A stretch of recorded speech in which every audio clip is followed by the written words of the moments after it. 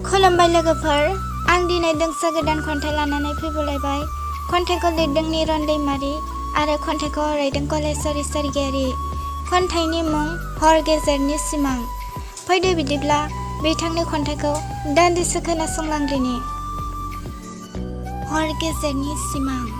हर गेजेरनि अम्बासि हराव जेब्ला बयबो उन्दुस्रिजोबो, जेराव मासेबो दाउसिन दाउला एम्फौ एनलानि सोदोब गैयाजासे, अम्बासि बे समाव जेब्ला आं सिमां नुयो,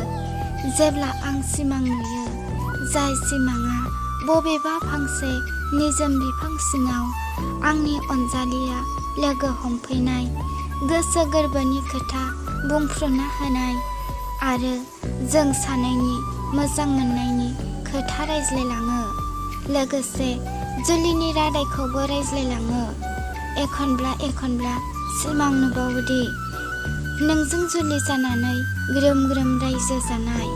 हाबाब, मा एसे गोदै हर गेजेरनि सिमां। थारैनो बे सिमाङा मोगथाङाव जाफुंगोन ना?